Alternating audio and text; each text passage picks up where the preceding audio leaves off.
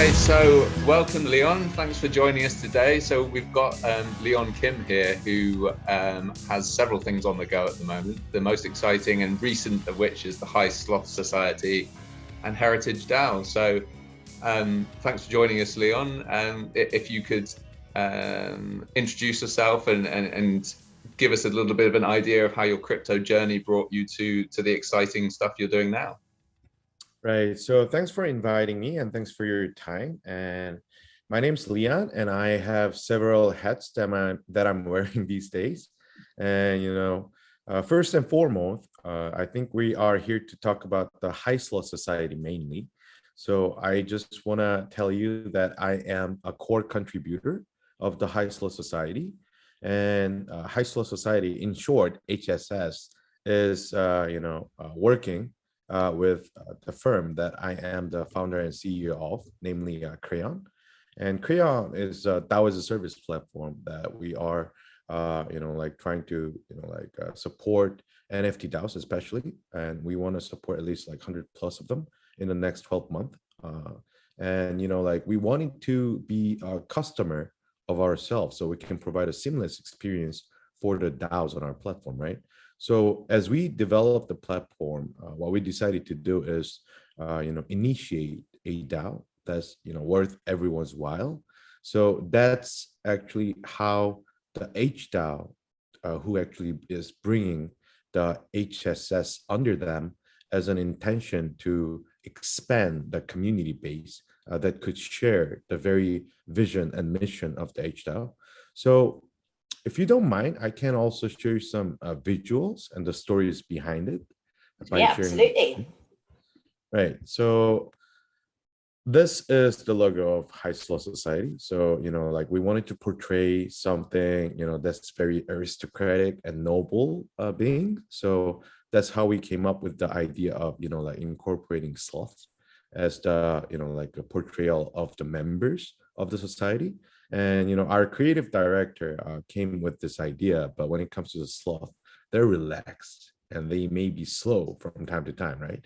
And from his mind, that resembles the noble and aristocratic beings, like life is good kind of like ethos, right?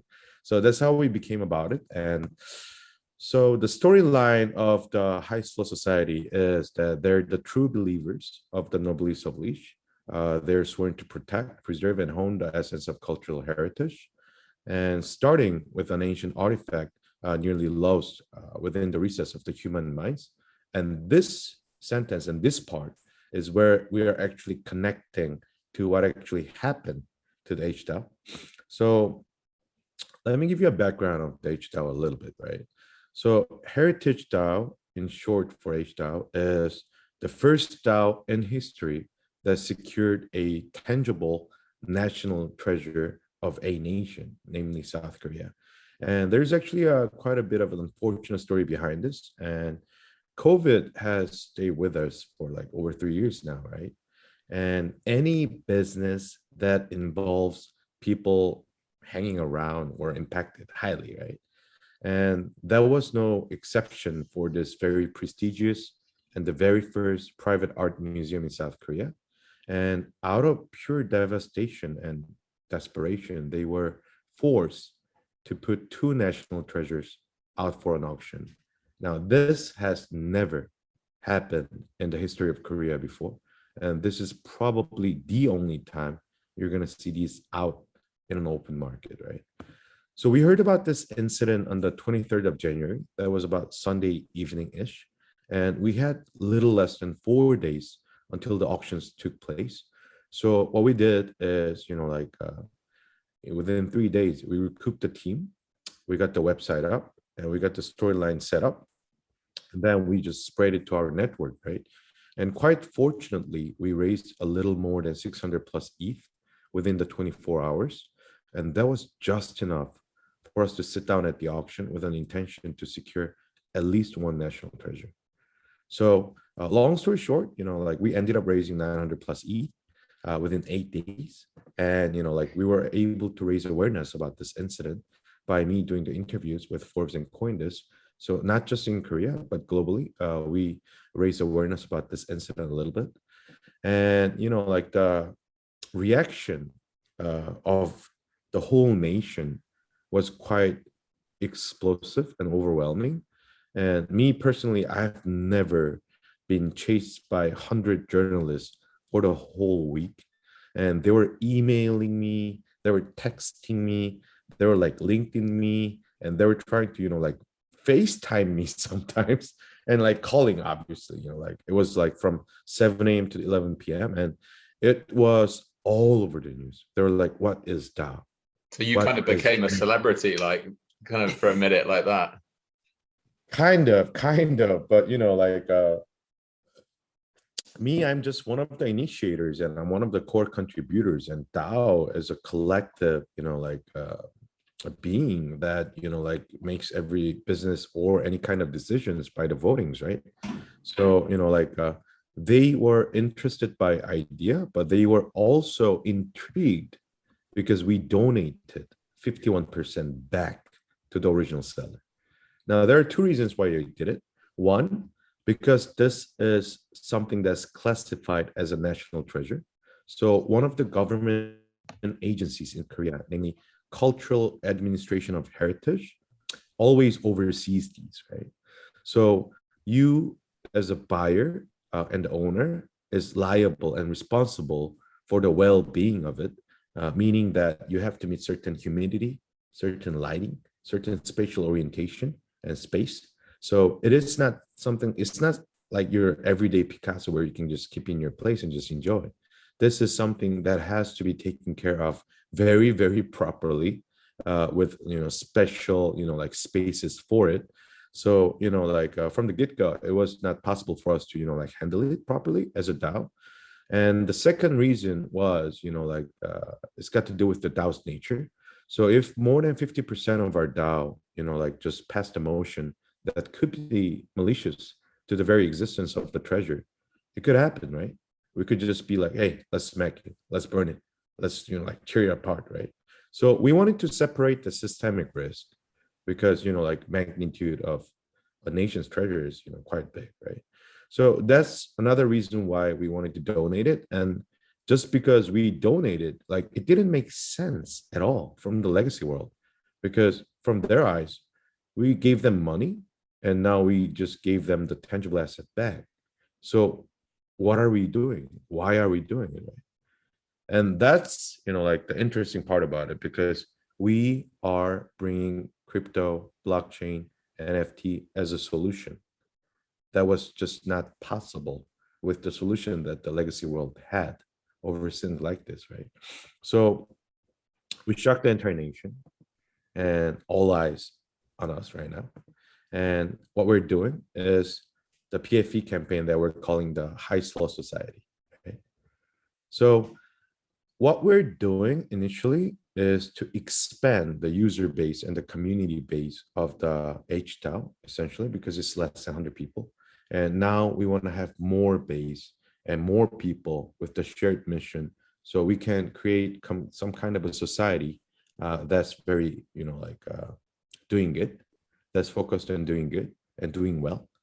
So this is the interesting part. But when it comes to the HDAO, they have the ownership, 49%, and the intellectual properties over the treasure, right? So from the get-go, what we wanted to do is assign interest over the ownership of the actual ancient treasure. This is what it looks like, by the way, to 2,000 high sloth out of 10,000.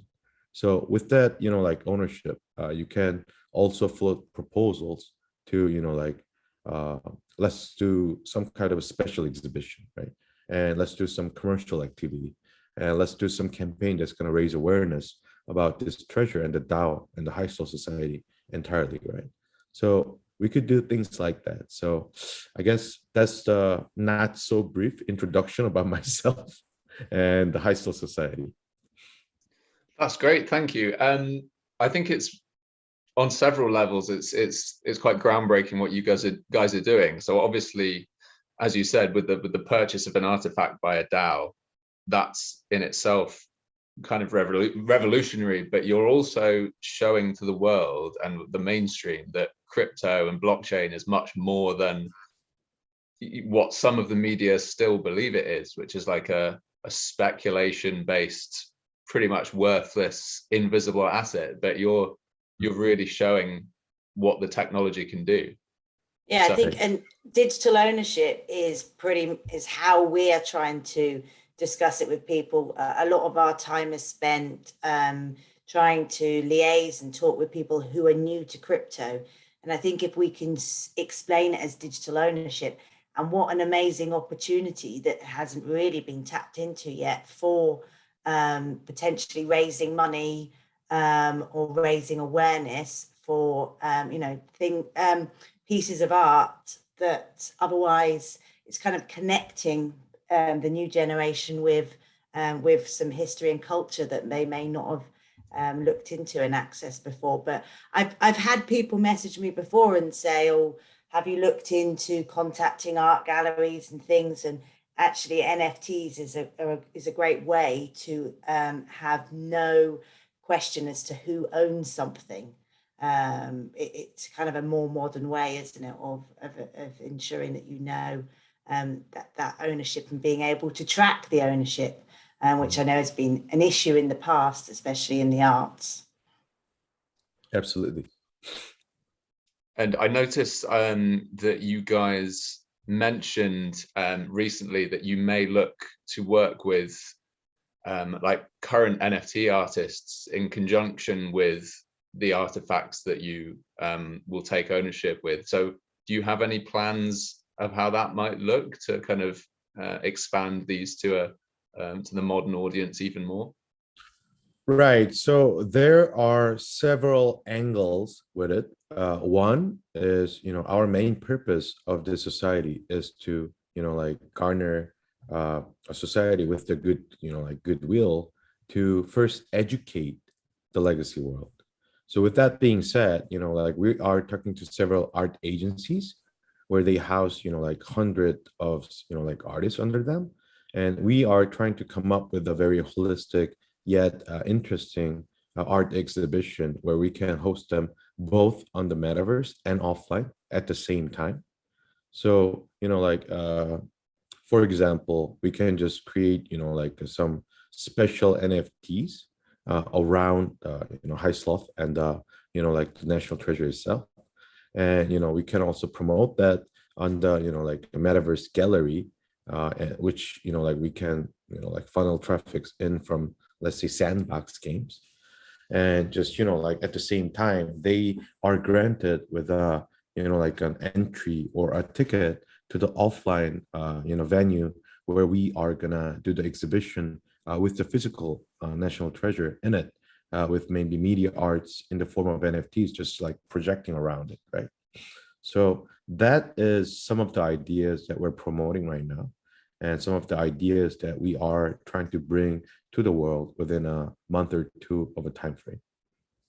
Yeah, because you're talking of time frames. I'm not sure there's been ever as a DAO as established so quickly and raising so much ETH in what, like 4 days?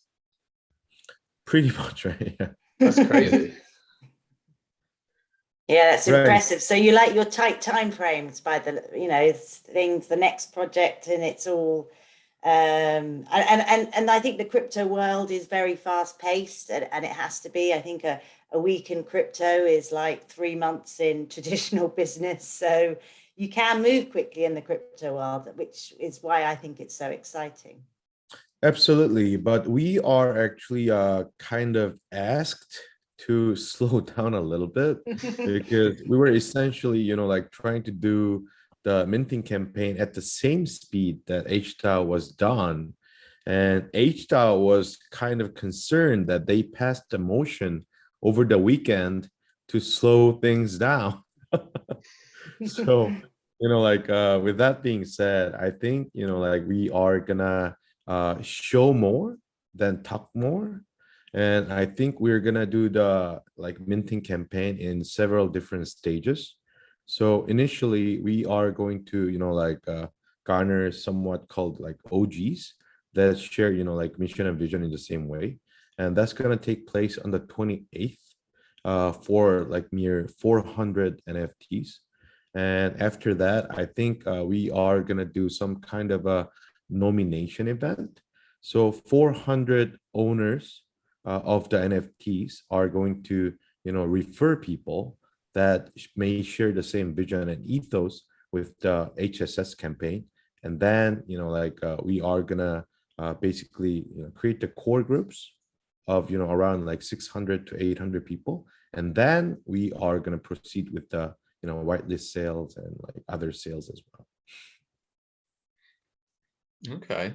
Yeah, I think that sounds quite good, because I think you can, without splitting it up into stages, it can get all a bit overwhelming for people all at one stage. So I think you've got a solid plan there. Yeah, that's the idea. I think it is now. We're now at the stage where even for the NFTs, like you have to, like prove, like what you are capable of doing as a society and the community as well. So I think we're gonna break it down to different stages where we, like move on with some type of an achievement, and only with achievement we're gonna introduce, like a bit by bit in terms of the NFT minting campaign, so we can have a more solid foundation for everybody to be confident with. Yeah, it's all about keeping people reassured and as comfortable as possible. Absolutely.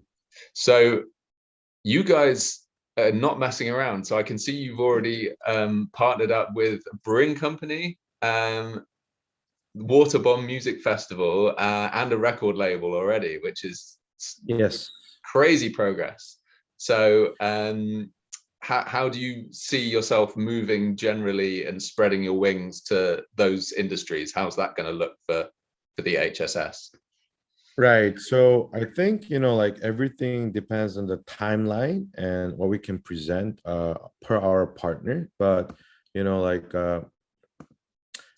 first of all, I think the very next stage that we're focusing on the most is actually the sandbox games. So we have already secured a 3x3 lot on the sandbox. And what we're trying to do, in celebration of securing the first national treasure in Korea, is to introduce experiences in terms of the game experiences. And we kind of want to curate the brands from Korea and kind of turn that into the games. And, we can tailor our community to get the, like 3D voxel avatars for free. We're going to create them, airdrop them to the original holders of the HSS NFT, so they can mingle wherever they are from. They can mingle on the sandbox and, experience, like what we can offer as if it's a game, it's part of the game. And we are trying to create the experience in a way that it actually expands to the offline as well. So let's say, one of our partners is actually a brewery, like a beer brewing company, and they are from UK. And they are actually doing something very interesting with us, in a way that they always had this brewing school, which is you just go in there and you just mix, like this and that ingredients, and they have the tasters, and they just like keep the scores of the ingredients that are coming from the like amateurs, like customers. And if the number is good and if the aroma is good, they would create the batch of that beer and just send it out to you. So we're actually trying to, like turn that experience into the metaverse experience. So you can just kind of walk into the metaverse brewing like factory and just like go through like this and that and that. And, like if it's actually pretty good in terms of the real recipes in the offline, then they can ship the batches to you. And well, that is a metaverse I would like to join. That would be right. And that is quite like doable, because they have already been doing this for, like in the offline for quite a while, and they can actually ship it to, like many different countries, including UK, US, Singapore, and like etc. Because what they can do is they can just, like have the local partner come up, like just brew it with the ingredients that they're presenting and do the profit share of some sort. So that is actually quite doable. And, like if you can just go through the experience of the metaverse, that would be interesting, right? Yeah, no, and I like again how you're and I think we need to do more of this, is that the crypto world is coming out from behind the computer, and you've got your mix of, you know, online and then real life. So that people Right. can see the purpose behind it. Mhm. That sounds like a really exciting project. I would not be adverse to partnering with a brewery, Alex, just for the just. You're making I that mean, official, Vicky. Okay. right. And one of the reasons why we wanted to do it is because, you know, like the alcohol and the beverage industry is known to be one of the most analogous, you know, analog, you know, industry. So we wanted to, you know, like bring some kind of a very exciting momentum for one of the most, you know, analog industry. And that is also our ethos, right? Because we are trying to make something as illiquid as the national artifact, which is over 1,000 years old, to be liquid in the form of the NFTs and the, you know, membership. So that's why we're trying to, you know, like connect the dots here and there to kind of like educate the legacy world that there are many possibilities with these tools named crypto, blockchain, NFT, and DAO. And when they're used right, you know, like it's not all like pump and dump, it's not all speculative investment, right? Yeah. No, that's really interesting. And I think we're going to see. This is where I really like crypto, because I think the creative opportunities are just endless. It's just having that idea. But I think we're going to see some really exciting changes over the next couple of years, and just crazy projects. So you're never bored in crypto, never bored. Never bored. That's for sure. So, Yeah, and if I may go on with other partnerships, you know, like these are the record labels. These are somewhat unique of a band because, you know, like they are doing something that no one else in Korea is doing, in a way that they're fusing hip to like Korean folk music, and nobody really does that. And this video alone has about 56 million hits on YouTube, and you can tell that they're quite successful with the style that you have never seen before. So the like company, the record label behind it is called Hike, and Hike is also responsible for a few of the festivals that are garnering like global artists for like alternative rock and, you know, like EDM as well. So we are also trying to bring some of that experience to the metaverse, and we can just, you know, like provide experiences that are very unique, not only to the metaverse but also to the offline by connecting them too. And, you know, like Water Bomb is also another festival that is, you know, starting in Korea from July, and it's actually going global this year. And, you know, it's basically an EDM festival that's taking place during summer, and to cool down the heat, you are basically shooting water guns at everyone, right? So yeah, and this festival houses anywhere from 60,000 people to 100,000 people every event. So this is also somewhat of an interesting, you know, like a subject that we can bring onto the metaverse. So we can create some kind of a game where you see all this, you know, like enemies that are like shooting water guns at you, and you have to defeat them, right? As a high slot. Yeah. And also we are creating like somewhat Soho club, like members only space offline, and we're going to start it out with you know, Seoul, and then New York City, and then Singapore. And we're trying to find partners like globally so we can have presence everywhere, kind of like Soho club.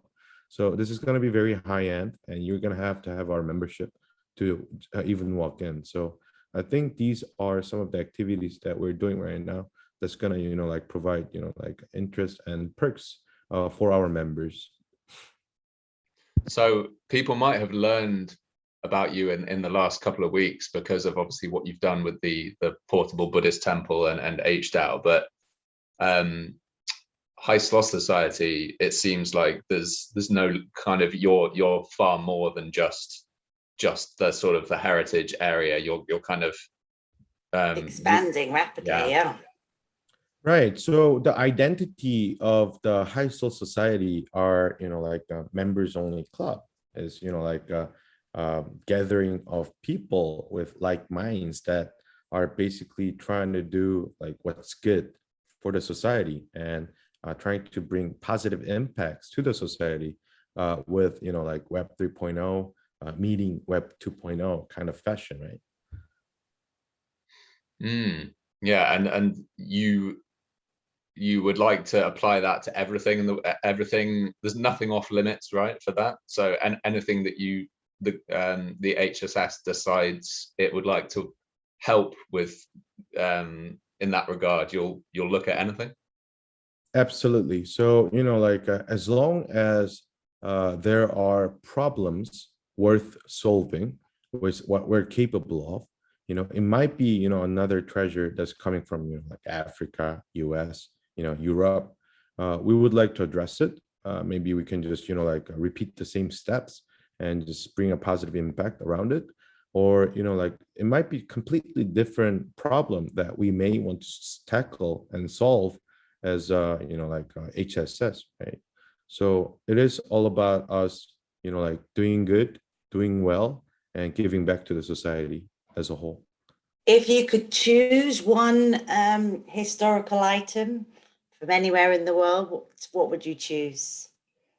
That's a great question. I think, you know, like it's obviously easier if we just target something that is widely known. Mm-hmm. So I don't know, maybe like a Sphinx in Egypt. Idea, right? Wow. And Alex, what would you choose if you could choose a historical item? Maybe, and this is obviously Egypt as well, but maybe Tutankhamun's golden death mask. Mine's slightly less grand. I mean, if I could choose an item, I still like the white piano from the Imagine video, the John Lennon video. I see that as an iconic kind of, you know, musical instrument. There's just something beautiful about it as well, I think is that would be my item. Yeah, I didn't think of the contemporary options, so that's where I fell down. I just because then we're going to get into some really nerdy music stuff that no one else cares about. So. Yeah, but it's a brilliant concept, actually, you know, to think about is just how it can, I think also people don't quite realize that NFTs for fans are potentially that opportunity to feel closer to, you know, feel closer to history or feel closer to your favorite artist or a musician, whoever that is. And I think that's an interesting potential that NFTs have, that connection. Right. So I think, you know, like the angle we're targeting right now is a bit different than the NFTs that have been widely successful in the past, because, you know, most are just focusing on the Web3, like DJing. Just, yeah. You know, like, yeah, but we are actually trying to kind of move away from that and just trying to merge like Web 3.0 with like Web 2.0. So this might be challenging. This might be actually difficult because the grammar and the language is a bit different. But at the same time, if we can just, you know, like pull this off, it's going to unlock new possibility and new dimensions for crypto to penetrate as well. So it's, we believe that it's worthy of a cause and it's worth our time. But I think what you've managed to achieve already, I think the chances of you pulling it off are very high. So we're going to try our best.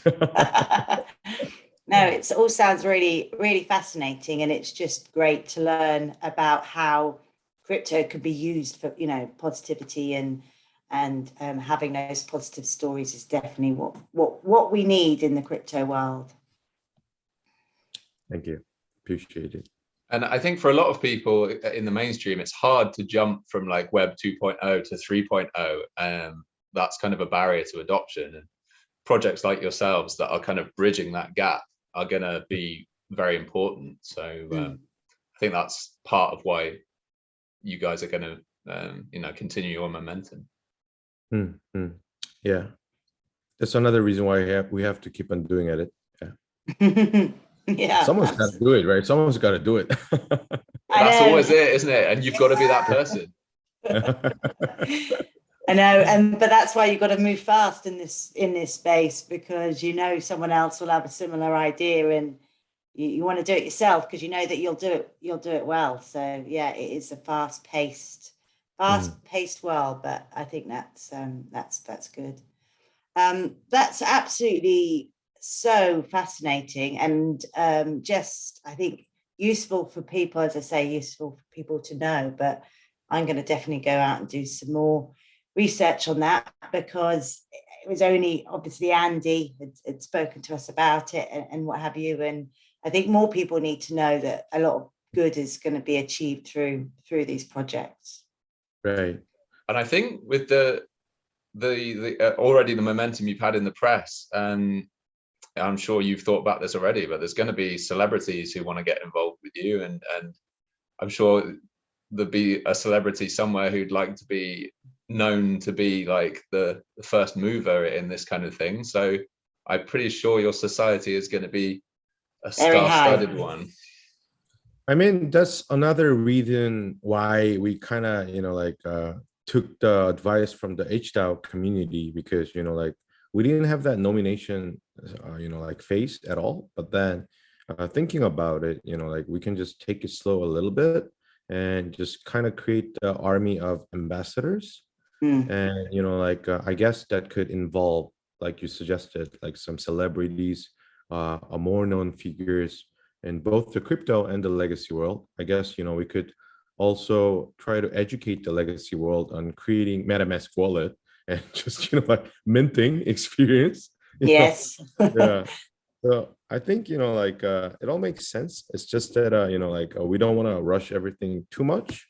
And we just want to do this good, because the ethos and the mission is quite good, actually. And this is actually the very first time any DAO actually achieved anything like what we did. So we don't want to ruin it per se. And we want to, do good and do it right. So yeah, please, help us, making this part of crypto history that's gonna, ring with the generations to come. Absolutely. I have no doubt. I think, as we say, what you've already achieved, and the fact that there's an ethical ethos behind it is what is going to attract the right people. And I think it's going to grow. So it's absolutely fascinating. Thank you so much. That's why Alex and I love doing these podcasts as well, because we get to meet, great people doing great things and learn from you. So it's been really, really fascinating. And let's see, you never know what we could come up with together potentially. That we're always reaching out. So and we have a very committed, an enthusiastic community as well, who again want to make sure that we're advertising crypto in the right way. So yeah, I guess, thank you so much for your time. And, it's been a fun experience talking about this, with your community. So yeah, thank you so much. Yeah, thank you, Leon. Thank you. Really appreciate it. And I think Vicky and I are both going to be looking forward to staying up to date with all the HSS developments, and I'll be following it closely. Yeah. The moon and far beyond. See green candles every day. I know that we're here to stay. Going to the moon and far beyond. Flying on our own exchange. I know that we're here to stay. Going to the moon.